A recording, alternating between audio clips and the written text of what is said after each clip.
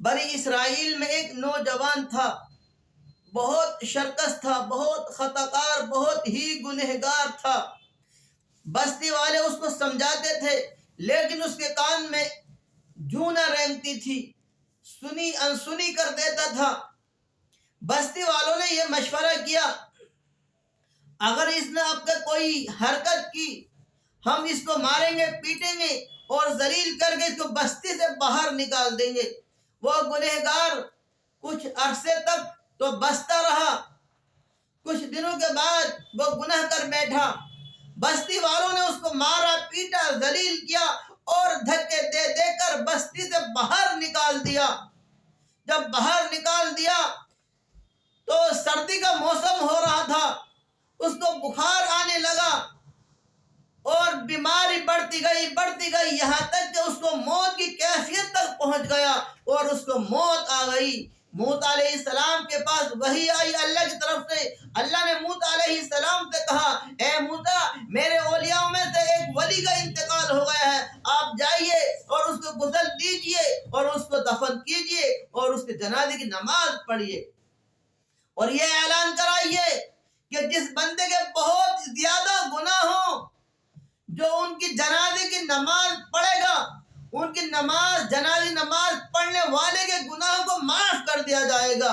تو موسیٰ علیہ السلام نے یہی اعلان کرایا کہ اللہ کے ولیوں میں سے ایک ولی کا انتقال ہو گیا ہے، جو ان کی جنازے کی نماز پڑھے گا، نماز پڑھنے والے کے گناہوں کو اللہ معاف فرما دے گا۔ تو بہت زیادہ تعداد میں لوگ اکٹھا ہو گئے۔ جب لوگ اکٹھا ہو گئے، بستی والوں نے دیکھا کہ یہ تو وہی ہے کہ جس کو ہم نے مارا، پیٹا، ذلیل کرا، یہ تو وہی گنہگار ہے، یہ تو وہی بدکار ہے، یہ تو وہی خطا کار ہے جس کو ہم نے بستی سے باہر نکالا تھا۔ تو موسیٰ علیہ السلام حیران رہ گئے۔ موسیٰ علیہ السلام نے کہا کہ اللہ کی طرف سے تو وحی آئی کہ اللہ کے ولیوں میں سے ایک ولی کا انتقال ہو گیا ہے، یہ تو وہ بدکار گنہگار ہیں۔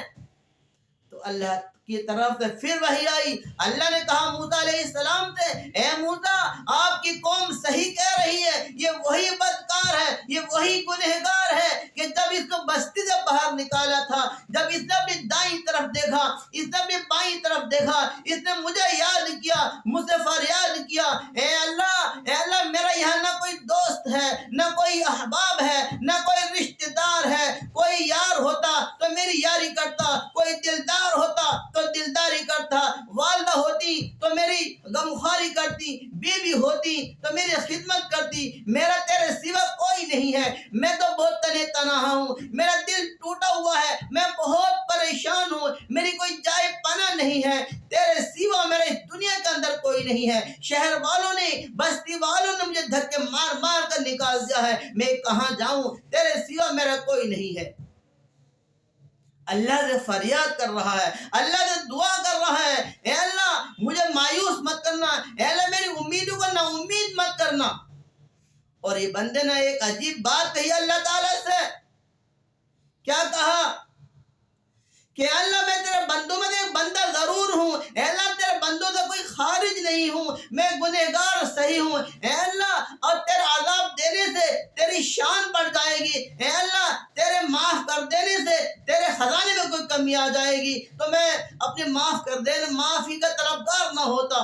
تو بڑا غفور رحیم ہے، اے اللہ تو رحیموں کا رحیم ہے، اے اللہ تو بادشاہوں کا بادشاہ ہے، اے اللہ تو گناہوں کو معاف کرنے والا ہے، اے اللہ تو میری مدد کر، اے اللہ تو میرے اوپر رحم کر۔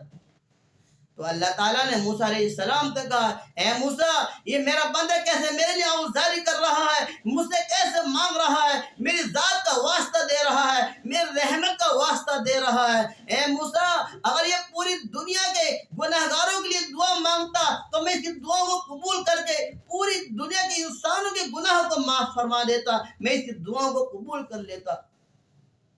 اور موسیٰ علیہ السلام سے یہ کہا کہ اے موسیٰ جس کا کوئی دوست نہیں ہوتا میں اس کا دوست ہوتا ہوں، جس کے اوپر کوئی ترس کھانے والا نہیں ہوتا اس کے اوپر میں ترس کھاتا ہوں، جس کا کوئی پرسان حال نہیں ہوتا اس کا میں پرسان حال ہوتا ہوں، اور جس کے اوپر کوئی رحم نہیں کھاتا اس کے اوپر رحم میں کرتا ہوں۔ تو دوستو اللہ کتنا غفور رحیم ہے، اللہ تعالیٰ کتنا رحیم کریم ہے۔ اللہ نے گناہوں کو معاف فرما دیا۔